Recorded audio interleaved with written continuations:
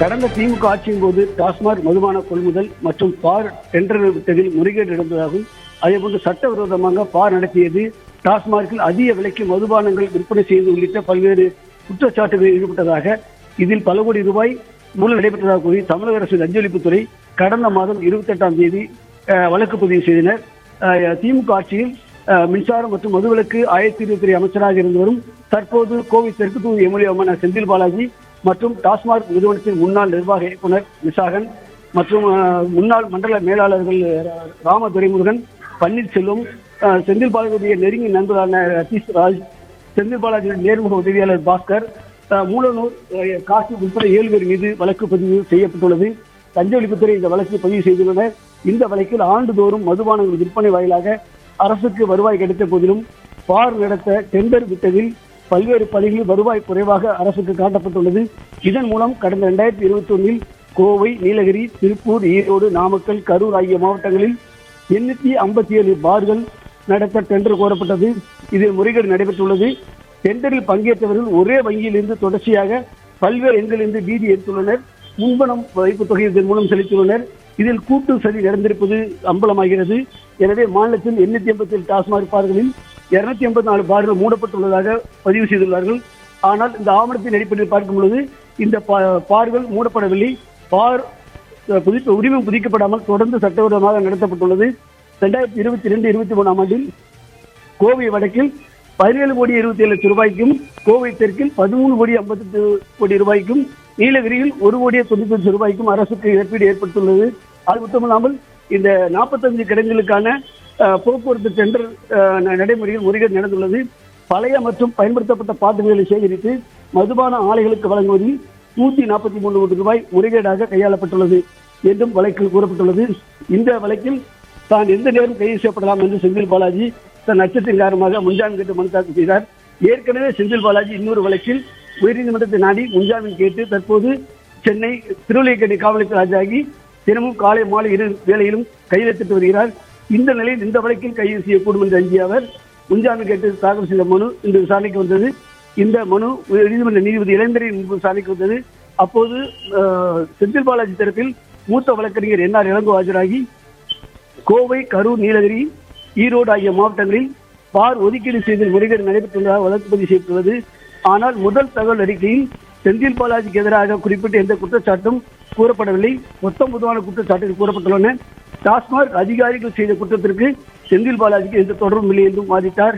அது மட்டுமல்லாமல் முதல் தகவல் அறிக்கையில் பதிவு செய்யப்பட்ட விவரங்களை நீதிமன்றத்தில் வாசித்த மூத்த வழக்கறிஞர் ஒதுக்கீடு பெற்றவர்கள் ஒரு வங்கியில் இருந்து வைப்புத் தொகை செலுத்தியதாக லஞ்ச ஒழிப்புத்துறை குற்றம் சாட்டியுள்ளனர். இதற்கான எந்த ஆதாரமும் இல்லை. அரசியல் காரணங்களால் இந்த வழக்கு பதிவு செய்யப்பட்டுள்ளதாக தெரிவித்தார். இதற்கு எதிர்ப்பு தெரிவித்த லஞ்ச ஒழிப்புத்துறை சார்பு ஆஜரான மாநில அரசின் குற்றவியல் தலைமை வழக்கறிஞர் ஜான்சன் தீர்வாதின் பொழுது வழக்கு ஆவணங்கள் இன்று காலை தான் தனக்கு கிடைத்துள்ளது. இதில் 13 தாக்கல் செய்ய அவகாசம் வேண்டும். அது மட்டுமல்லாமல் செந்தில் பாலாஜியின் அறிவுறுத்தலின்படி வழக்கில் குற்றம் சாட்டப்பட்டவர்கள் செயல்பட்டுள்ளனர். தற்போது வழக்கின் புலன் விசாரணை ஆரம்ப கட்டத்தில் உள்ளது. குறைந்தது 100 கோடி ரூபாய்க்கு இதில் முறைகேடு நடைபெற்றுள்ளது என்று கண்டறியப்பட்டுள்ளது. எனவே ஆரம்ப கட்டத்தில் இருப்பதால் இந்த வழக்கில் இவர்களுக்கு முன்ஜாமீன் வழங்கக்கூடாது. அப்படி ஒருவேளை முன்ஜாமீன் வழங்கினால் விசாரணை பாதிக்கப்படும்.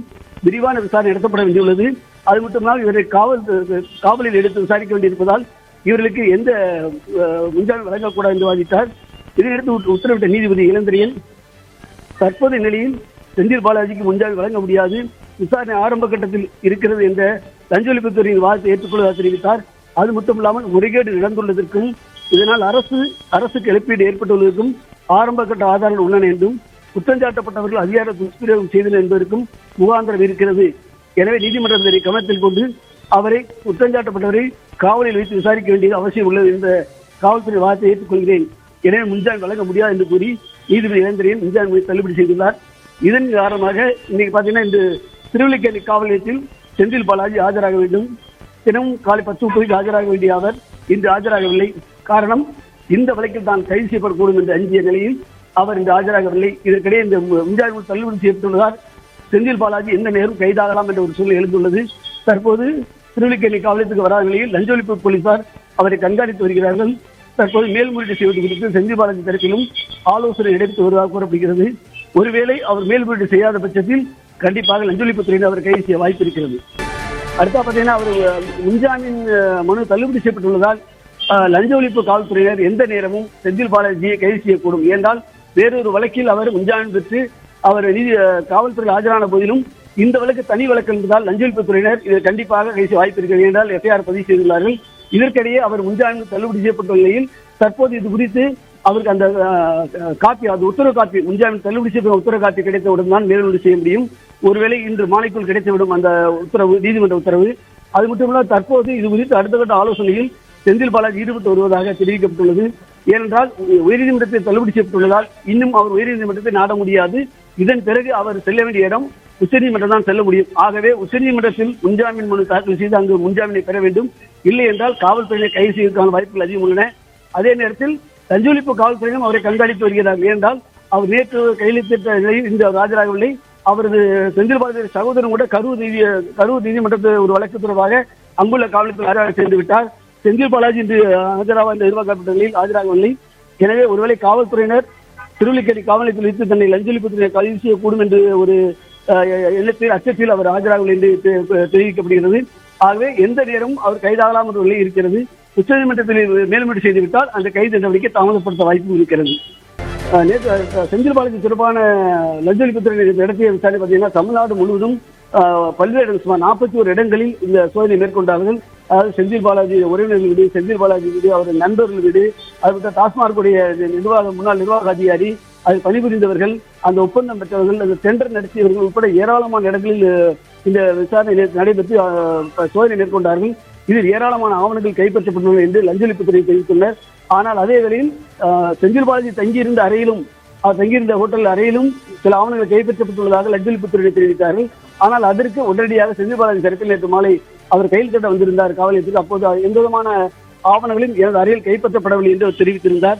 ஆனால் லஞ்ச ஒழிப்புத்துறை தரப்பில் முன்னதாகவே ஆவணங்கள் கைப்பற்றப்பட்டுள்ளதாகவும் ஏராளமான சொல்லப்பட்ட கோடிக்கணக்கான அளவில் முறைகேடு நடந்துள்ளது.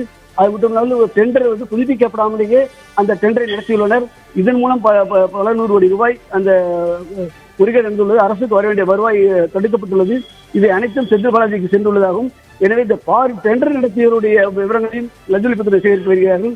என்றால் முழுமையாக குறிப்பாக ஒரு சில நபருக்கு மட்டுமே அதிகமாக டெண்டர் வழங்கப்பட்டிருப்பதாகவும், அந்த டெண்டர் மூலம் பயன்பெற்றவர்கள் அதன் பிறகு தொடர்ந்து புதுப்பிக்காமல் அந்த டெண்டர் அரசுக்கு வர வேண்டிய இழப்பை ஏற்படுத்திவிட்டு தொடர்ந்து பாறை நடத்தி கொண்டு வந்திருக்கிறார்கள் என்ற தகவலையும் சேகரித்த லஞ்ச ஒழிப்புத்துறையினர் இது தொடர்பாக முழுமையான ஒரு 7 பேர் மேல் வழக்கு பதிவு செய்துள்ளனர்.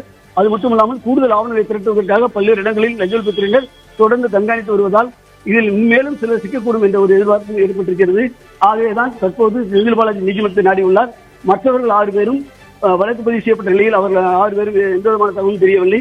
எனவே ஒருவேளை அவர்கள் மீது நடவடிக்கை பாயலாம் என்ற ஒரு எண்ணம் இருக்கிறது. என்றால் லஞ்ச ஒழிப்புத்துறை தொடர்பான ஏராளமான ஆவணங்களை கைப்பற்றியுள்ளதால் நிச்சயமாக நடவடிக்கை தீவிரமாக இருக்கும் என்று காவல்துறை வட்டாரங்கள் தெரிவிக்கின்றன.